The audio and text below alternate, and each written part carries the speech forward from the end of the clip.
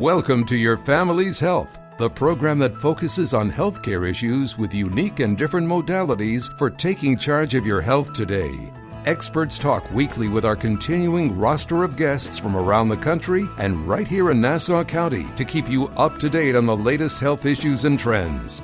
Take care of your mind, body, and soul. Spend the next half hour with the voice of Nassau Community College, 90.3 WHPC, and get on the journey to better health. Hello and welcome to Your Family's Health. My name is Dr. Janine Cook-Garrard from the nursing department here at Nassau Community College. And today we're going to talk about something that affects over 50 million Americans every year. And I'm talking about allergies. My guest today is Deborah Lebo from ENT and Allergy Associates, with 44 locations, including Lake Success here on Long Island. Dr. Lebo is a board-certified physician who holds memberships in both the American Academy of Allergy, Asthma, and Immunology, and the American College of Allergy, Asthma, and Immunology. Dr. Lebo, welcome to Your Family's Health on the voice of Nassau Community College, 90.3 WHPC. Thank you. First, tell us, I hope you're doing well. How is the COVID pandemic affecting you personally? Thankfully, my entire family is fine. I did lose a close friend in our neighborhood to COVID, so that's been quite upsetting. And of course, the whole pandemic is very upsetting and disrupting to all of our lives. I understand that you are a doctor, an allergy doctor. Would you consider yourself an immunologist? Our training is in allergy immunology, and the immune system is, or dysfunction of the immune system is the basis of allergy. But in private practice, we tend to do mainly allergy. We do some immune system evaluations, and we do treat for immunodeficiency. But I guess I would say when the cases get more complicated, we do send to people who practice straight immunology. And tell me what made you want to become an allergy doctor? I guess, well, I initially trained in pediatrics, and that was in the Bronx. And I dealt with a lot of asthma patients, and I became quite interested in treating them. And then also I had allergies, or I still have allergies. I had allergies as a child, eczema, and I received allergy shots and did much better. And so I had a little personal background as well, as allergies run in our family. When it came time to finishing my pediatric training, I said, well, I feel like I know a little bit about a lot of things. And I want to know a lot about one thing. And so I decided to specialize. And given, the background, I really enjoyed working with asthmatic patients and teaching them how to use their medications and, improving their quality of life. So I went on to do allergy training. I happened to have a colleague from residency that was doing an allergy fellowship at Long Island Jewish. And she introduced me to the program, and I ended up receiving training there. So how would an individual know that they have an allergy? What are some of the symptomology that you can identify that is really typical for an allergic reaction? There are many symptoms. The eyes, itchy, watery, red, swollen, the nose, sneezing, runny nose, stuffy nose, the throat, itchy, sore, your ears clogged, itchy, the chest, tightness in the chest, shortness of breath, frequent cough, also, skin rashes. And those are really symptoms of environmental allergy, things in our air that we're exposed to. There's also food allergies. Food allergies can affect your skin, affect your gastrointestinal system, affect your throat, your lips, your tongue, swelling, itchy rashes. Really, allergies can affect many parts of your body. So if I have an allergy or I suspect that I'm having an allergic reaction, Would you suggest that I go and make an appointment with an allergy doctor to diagnose a specific allergy? Or do you suggest that I just go to a drugstore and get something to counteract the allergy that I'm experiencing? Well, it's certainly better to see an allergist and have testing performed so you can find out exactly what is triggering your symptoms so you can learn to avoid it, adjust your environment or, adjust your diet, and also learn about other treatments. Certainly medications are very helpful, but some of our patients, receive some other treatments, including injections, and now there's more recently some new treatments for food allergy as well. So what you really are saying is the doctor would probably give you specifics as to the specific allergies that you may have. Tell me about, once you have identified the allergies, what do I do about that information? I guess that would depend on your symptoms and how bothersome they are, how much they interfere with your life. For example, environmental allergies would, be the pollens outside, the trees, the grasses, the weeds. Then there's indoor allergens, the dust mites, part of dust, mold spores, animal hairs.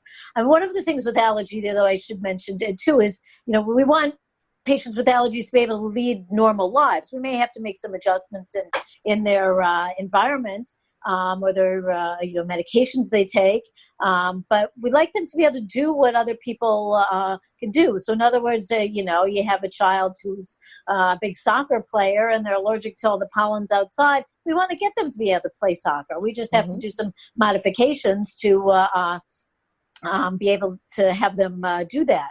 The first principle of allergy is, of course, avoiding what you're allergic to. Quality of life is important too. So you have that child that is going to play soccer. What do you suggest them doing if they know they're going to be exposed to the pollen? Do you take the antihistamine before they play the game, or how you carry an EpiPen? What would you suggest? So, of course, we say, avoid the pollen. So the way you avoid the pollen is staying inside. Well, soccer player, of course, playing outside, we can't do that. But when they are inside, keeping the windows closed so the pollen doesn't come in, taking a shower, washing their hair, changing their clothes as soon as they come in from playing, so that that pollen is not spread around. They don't go to bed and sleep in the pollen. So then, medications. We'll use medications prior to going out to play. Better to take medications preventively as opposed to waiting till you have symptoms. They tend to work better that way also. And some of our patients get allergy injections, a series of shots that contain what you're allergic to slowly train your body to tolerate what you're allergic to. What kind of allergy shots are them? What is the name of the medication that you receive by injection? Well, we take, we do the testing. We find out exactly what you're allergic to. This is only for environmental allergy we're talking about. And let's say it's the tree pollen and the grass pollen and the dust mite and the cat dander. And we mix these allergens up in an extract. And then they're administered by an injection underneath the skin. And we do it, has to be done in the doctor's office. And the first time you come in, very small dose of what you're allergic to. The next week, you get a little more, the next week a little more, the next week a little more, and slowly it trains your body to tolerate what you're allergic to. Takes about 6 months of coming weekly to reach levels that are effective. Some of our patients will come more often, come every twice a week, so it goes faster. So once you reach these levels that are effective, they've done studies to find out what those doses are. We have you go less often, every 2 weeks. Eventually it's once a month. And they recommend staying once a month for a couple years. So the total course of treatment is about 3 to 5 years, because if you stop treatment too soon, symptoms can start to return. Most patients who receive the treatment for 3 to 5 years are able to stop the treatment, and the benefits will stay with them. Once in a while, you'll get a relapse, but that's usually years later and milder. So most people do not need to receive the treatment indefinitely. The treatments have rare risk of an allergic reaction because you're getting an injection of what you're allergic to. So we always have the patients wait in the office 30 minutes every time they come in. Sometimes the arm gets a little itchy. We try to adjust the dose so it's not so bad, or have them take an allergy pill before they come, to try to prevent symptoms. And how often are your patients probably just fearful of taking these injections and really don't follow up because of the injection itself. Some of the patients, don't like the needle. The schedule's too hard for them to come to the office all the time. Many patients they're so miserable, but by the time they come to us, they're so miserable that they do want to do anything they can to relieve symptoms. But we get, certainly milder patients, so they don't want to, go through all that. And we use medications. I will mention that there are some places that do what's called oral immunotherapy. It's drops under the tongue for the allergies.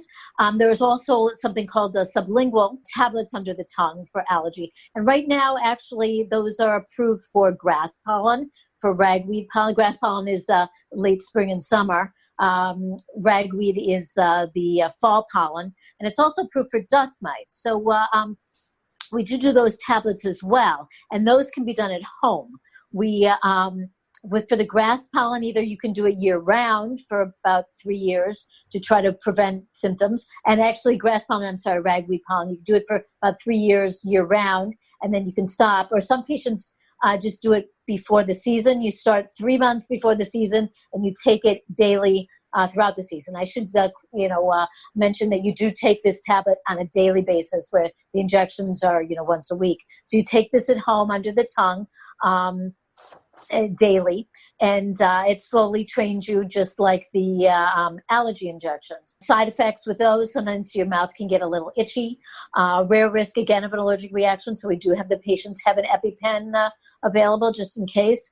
The tablet for the dust mite's a year-round allergen. They take that year-round for about 3 years also, because, again, if you stop too soon, symptoms start to come back. So those are FDA-approved tablets to treat allergy. That's grass pollen, ragweed, and dust mite. And I think they're working on some others, but that's all that's available right now that's FDA-approved. There are some, I started to mention, some drops under the tongue that you can use for any of the allergens, the pollens, the dust mites, the animal danders, but those are not FDA approved. And here at ENT and Allergy, we do not administer those at this time. Okay, are the oral medications just as effective as the injections? Are they as effective?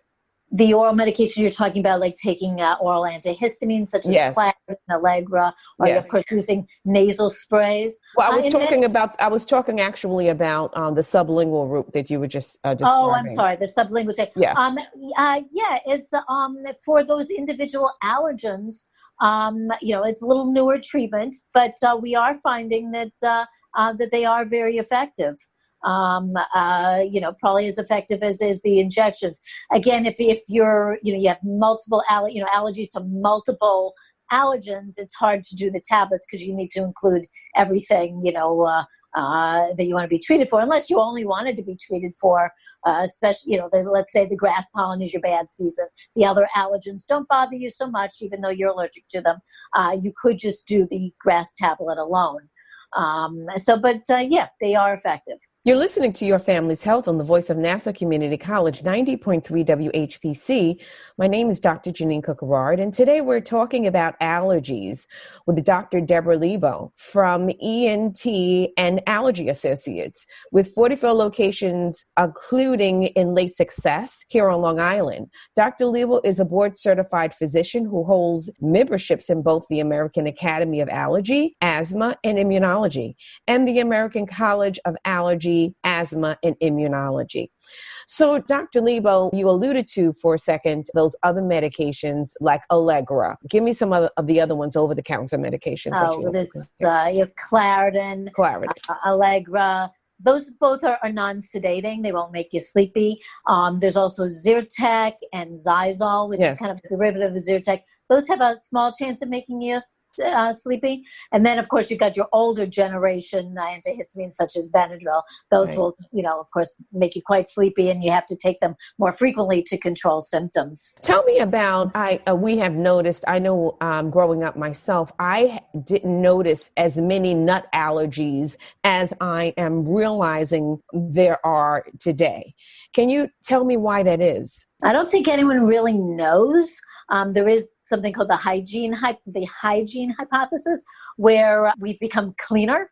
So our bodies don't have anything to do. They're not fighting off infection. So their immune system overreacts to things that they normally would not. And we think maybe that's the reason that we're suddenly becoming more allergic. No one really knows why, specifically the nut. There is some thought also that maybe we're exposed to some things that are similar to the nuts and are have developed reactions to them, and then suddenly when we're exposed to the peanut or the tree nut, because our bodies have kind of been primed by being exposed to those other things, we react to the peanut and tree nut because they're similar. But the bottom line is no one really knows why we're suddenly seeing more allergies to the nuts. Have you noticed, or is there a change in your immune system that you develop allergies as you age? You can develop allergies at any time. We see, young children, certainly babies are more skin allergies, eczema, food allergy. As they get a little older, we call it the allergic march. Things change. They may develop asthma, allergic rhinitis, allergy symptoms in the nose, environmental allergy. Usually the pollen allergies, the trees, the grass, the weeds, don't start till maybe like age 3 or 4 because you have to be exposed for a few seasons. But we do see so allergies are common in childhood, but you can develop it as an adult at any time as well. I tend not to see as many elderly patients suddenly develop allergies. I will have elderly patients who have allergies, but they had them all their lives. In other words, sometimes patients in their 70s and 80s, it's less common to suddenly see them develop allergy. Unless they had it previously. So you mentioned allergies run in families. Can I say that if my mother has an allergy, say to a nut allergy, that I probably will have one as well? No. I think the percentages are, if I think one family member has a nut allergy, I think another family member has about a 7% risk of developing a nut allergy, where in the general population it's much less. So there is a little higher risk, but heredity is more that if you're an allergic person, another family member is more likely to be an allergic person, not necessarily that they're going to become allergic to that exact allergen that you are. So there's a slight increased risk, of specific allergens, but it's more a general risk for allergy. So you talked about environmental allergies versus food allergies. So with environmental allergies versus a food allergy, would there be a difference in how you would treat those patients, or is it a commonality in treatment? Okay, well, environmental allergy is treated by avoidance, trying to avoid what you're allergic to. I said the pollens are, more difficult, except when you're inside, keeping the windows closed, taking a shower at night to wash the pollen off, not going outdoors when the pollen counts are at highest, like early in the morning or around dusk, following the pollen counts. Indoor allergies are, dust mites, part of dust, and there are things you can do to avoid those. Dust mites are a little bug that live in the dust that you can't see without a microscope, and they like carpets, mattresses, upholstered furniture, curtains. So we tell patients you're best not to have carpet in their bedroom. There are covers they can get for their bedding, washing the bedding in hot water, dusting with a damp cloth, certain vacuums with air cleaners. Then there's also indoor allergies are the animal danders. Of course, best not to have an animal if you're allergic, but some patients, have no choice. They become family members, and I understand they're hard to part with, but you can get an air cleaner, bathe the animal frequently to remove dander buildup, keeping them out of the bedroom. There's also mold allergy indoor, and mold allergy can be outdoor as well. So we try to avoid, if we can. Then we go to, medications, allergy pills or liquids, the nasal sprays. Nasal sprays are very effective because they're topical treatment. They act right where the problem is. Eye drops. For our asthma patients, of course, asthma inhalers. And then we go on to our allergy injections that we talked about, or the tablets under the tongue. Food allergy is a different matter. Food allergy, for years, it was only avoidance. You had to avoid what you're allergic to, and that was all you could do. Now they're studying some treatments. to slowly train your body to tolerate certain foods, not necessarily to be able to go eat a large amount of those foods, but to more protect you against accidental reactions to the foods. So they're doing a lot of studies with treatment under the tongue, what we call the sublingual powder. I believe they're powders. There's also a patch for peanut allergy that may be coming out that they're studying, where you put this patch on your skin and it slowly releases some peanut protein, again, to protect against accidental ingestions, not to go eat a peanut butter sandwich. And now something new has come out called Palforzia, which is a powder. It just was approved right before the pandemic, that slowly teaches your body to tolerate small amounts of peanut, again, to protect against a peanut allergy.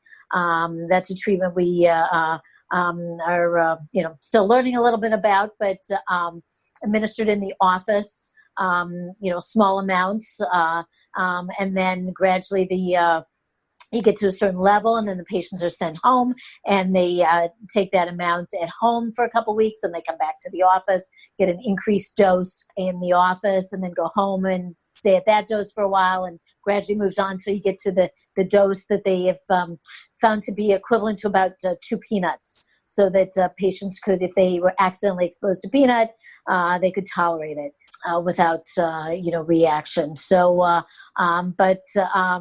still with food allergy, the important thing is avoidance, because as I said, these treatments are new and still being studied. Yeah, and of course, having the EpiPens available at all times, and always carry them with you. You're listening to Your Family's Health on the voice of Nassau Community College 90.3 WHPC. My name is Dr. Janine Cook-Garrard, and today we're talking about food allergies with Dr. Deborah Lebo from ENT and Allergy Associates, with 44 locations, including in Lake Success here on Long Island. Dr. Lebo is a board-certified physician who holds memberships in both the Academy of Allergies, Asthma, and Immunology and the American College of Allergies, Asthma, and Immunology. So tell us, if I have a child who is eating and in the middle of maybe having their meal, and all of a sudden their airway starts to close up because they're having an allergic reaction. What do I do? If their airway was starting to close up, I would hope that the patient has an EpiPen. But if this is a first-time reaction, certainly call 911 if you're getting airway closure. The only thing, you could, of course, give Benadryl, but if it's really airway closure, you're going to want to get epinephrine as soon as possible. Yeah. So you'd want to call 911. Hopefully someone has an EpiPen. Now in the schools, they're having the schools have EpiPens available, even if the patient, a stock supply. So in other words, before, the children always brought their own EpiPens to school to have, and now, because sometimes, there's always a first time for the patients, there'd be a stock EpiPen available to administer. I think they're also, having it on airplanes and other public locations. For people, if they're in, sport leagues and things like that, because you never know. Milder symptoms, of course, an itchy rash, a sneezy, runny nose, a Benadryl, would be fine. But epinephrine is the first line treatment for severe, food reactions. So can an allergic reaction get worse with every exposure? Or can you suspect the same reaction every time you take that one item? You never know. It could always change. That's why I get some patients that say, oh, yeah, but it just makes me feel a little itchy. I don't need an EpiPen. Yes, you need an EpiPen, because you never know the next time what the reaction's going to be. So it can be, different at any time. It won't necessarily worsen every time, but it's always possible that it could. So you must have an EpiPen. Does one ever outgrow allergies? Food allergies, there's certain foods that have a good chance of being outgrown. Babies who have milk allergy, egg allergy, wheat, soy. Nut allergy is not outgrown as frequently. They say about 20% of patients with tree nut or peanut allergy will outgrow their allergy, but most patients do not. And it's also fish and shellfish is less likely to be outgrown. Environmental allergies certainly could. But every case is different. Certainly can be lifelong. Some patients, particularly with the asthma, will see where we think it's outgrown and then it'll reappear later in life. Anything's possible. I do see life changes affecting people sometimes, like puberty, pregnancy, menopause, that, things can change with allergy as well. But it's always possible it could be a lifelong thing. So when I come into your office and I'm getting tested for allergies, what is done? Is there intradermal injections to determine whether I have a reaction? Or describe that for us. So we do we initially, when the patients are in the office, as long as they haven't taken any antihistamines for 5 days, because antihistamines will interfere with the allergy test, we first put on a prick test, which are these little stampers. They're a little prickly. They're not a needle. We dip them in liquids that contain what we're testing for, either the foods or the environment, or we do testing for medications, some medications, which we certainly could talk about too. So we prick the skin with these little stampers. You sit 15 minutes. We see if anything turns red. There's one on there that always turns red. It's the positive control. It's called histamine. It tells us the test is working. You haven't taken any antihistamines that are interfering with the test. And then if the tests don't show anything, or maybe there was a few positives, but it's not coinciding with the patient's medical history, we'll do an intradermal test where we inject a small amount of what we're testing for on the upper arm. And then we wait 15 minutes again. The intradermal test is like a TB test. If anyone's had that, it's an injection of a little bit of the liquid we're testing for right underneath the skin. Food allergy testing is only done by prick testing. If you do it in a stronger version, the intradermal, it's too irritating to the skin and you'll get false positive reactions. Some of our patients will have rashes. They're taking antihistamines and they can't get off of them, so we're not able to do the skin testing. Or in cases where they've had a severe reaction to a food allergy, we don't want to place the food right on their skin. So then there are blood allergy tests that we can do that are also very reliable, where we draw your blood and send it to the lab and it can analyze for allergy. So if one of our friends listening wanted to get in touch with you, what is the information that you can share with us? So it's entandallergy.com. So that's website. E as in Evelyn, N as in Nancy, T as in Tom, and A-N-D, allergy.com. Okay. We have a large website, over 40 locations. We have an allergist in every office. We also have our ENT physicians as well. Get an appointment the same day. We do have a call center, so you can either call the number or as I said, you can book online. So thank you for being here with us today, Dr. Lebo from ENT and Allergy Associates with a location in Lake Success here at Nassau County. We hope you stay safe and continue to do great work for Long Island, the residents of Long Island and the surrounding communities. Thank you so much. This is Dr. Janine Cook-Garrard from the nursing department here at Nassau Community College. And I want to thank you for listening to this week's edition of Your Family's Health. We'd like to get your feedback on your family's health. Send your comments by emailing them to whpc@ncc.edu. Podcasts of today's show are available on iTunes, Android Podcasts, and Spreaker. This program was produced at the studios of Nassau Community College in cooperation with the nursing department. Join us next week for another edition of Your Family's Health on the voice of Nassau Community College, 90.3 WHPC.